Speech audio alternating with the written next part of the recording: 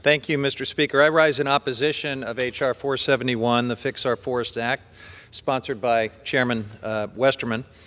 And while this bill is flawed, and we'll be discussing those flaws here in a moment, I do appreciate that Chair Westerman and Representative Peters did come together and work on this issue in a bipartisan way that acknowledges our wildfire crisis. That is a good thing. Addressing that should be a bipartisan priority. And the Fix Our Forest Act includes some helpful provisions. For starters, it has incorporated a number of key democratic priorities that are in direct alignment with the recommendations of the Wildland Fire Mitigation and Management Commission. That's what's referenced in this poster here behind me. 148 nonpartisan consensus recommendations for making us safer from the threat of wildfire. And if this bill simply moved those consensus recommendations forward and also did something that the Commission told us we had to do, critical priority, fund them and make sure that the agencies responsible for overseeing these projects have staffing. If this bill were simply doing that, we wouldn't be here today because this bill would already be law.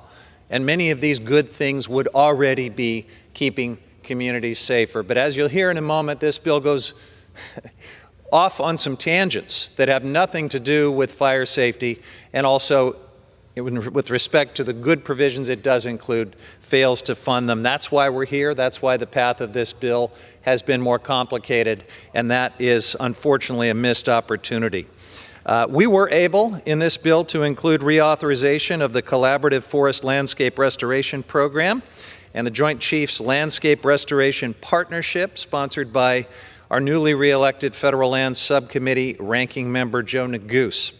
The latest version of the bill also includes a revamped version of the Fireshed Center, which aligns with several of the Commission's consensus recommendations aimed at enhancing coordination, using predictive services, and unifying decision-making capabilities. I am glad that this bill has evolved to include these priorities my Democratic colleagues have championed. In fact, we have Democratic bills that do all of these good things and more, because fire safety is a huge concern for all of us. But our Democratic bills do not pair these good provisions unnecessarily with harmful environmental rollbacks, and that, unfortunately, is what the bill before us does do.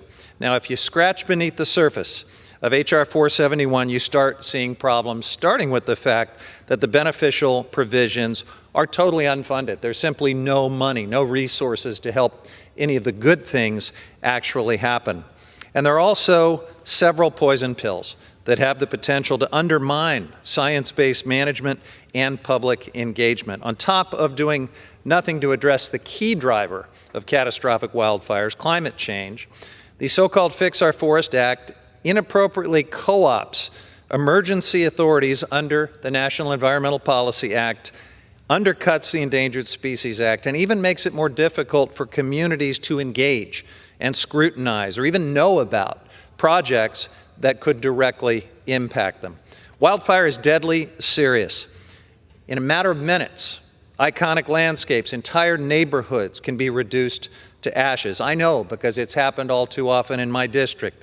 It's not something politicians should use as a pretext to jam through unrelated industry favors or special interest agendas that undermine our foundational environmental protections. So let me be clear, House Democrats agree that we need to increase the pace and scale of restoration in our national forests and on public and private land.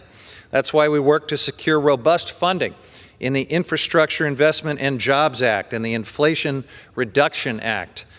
This enabled the Biden-Harris administration to develop the wildfire crisis strategy and other key restoration activities. And thanks to the funding we provided, the Forest Service has been able to achieve record numbers for both hazardous fuels reduction and prescribed burning. They have even identified Southern California as a priority landscape through this work. The only thing holding them back from doing even more beneficial work on the ground is lack of money. However, as we're seeing with the Los Angeles fires, addressing the wildfire crisis is not all about work in the woods. Southern California is dominated by chaparral, where things like timber sales and clear cutting simply do not provide a fire safety solution for these communities. My Republican friends seem to think that logging is a panacea for fire safety, and in fact, it will do little or nothing to reduce wildfire risk in many of the most vulnerable communities. The fuel in the Los Angeles fires was not trees, the fuel was homes, schools, businesses. We will learn many lessons from this tragedy, but one that I hope we can take away right now is that we can't keep taking a siloed, myopic approach to wildfire management and prevention. Built environments like Los Angeles must be a priority, and we shouldn't have to fight lies and disinformation as our brave federal firefighters, who are already underpaid, are out there still fighting fires. I'd like to set the record straight on some of the misinformation and disinformation swirling around this debate.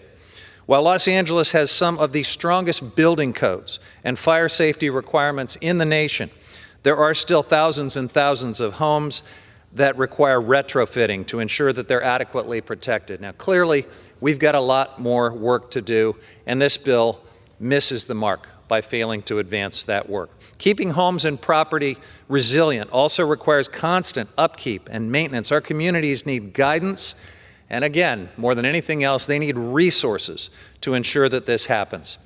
While Fix Our Forests includes a community wildfire risk program, which is a good thing, it's not enough. We need to pass the Wildfire Protection and Community Resilience Act that I introduced earlier this week with my Republican colleague, Congressman Obernolte, which provides actual resources to help local communities defend themselves from the growing danger of wildfires. Our bill would empower communities to implement science-based methods for mitigating wildfire damage, and we provide funding to design and implement new community protection and wildfire resilience plans with community members, first responders, and relevant state agencies. It would designate a targeted, specific grant program for home hardening within FEMA and add home hardening as an allowable project under an existing Forest Service program. The bill provides actual support with an adequate focus on the built environment, and that's why I filed it as an amendment to this bill. But unfortunately, the majority decided to move forward on this bill without allowing a vote on that and many other amendments. I had been hopeful that the amendment process would be an opportunity to address some of the critical gaps in this bill, especially the absence of a pay raise for our federal wildland firefighters, but that too has been left out. What happened in Los Angeles this month is a national tragedy, and in moments like this, we should overcome all politics and find ways to work together on solutions that actually help the people we're here to serve. And with that in mind, I want to discourage any of my colleagues on the other side of the aisle who might want to embrace this wrong-headed idea that relief and support for Los Angeles can somehow be a bargaining chip or used as leverage to advance other policy goals.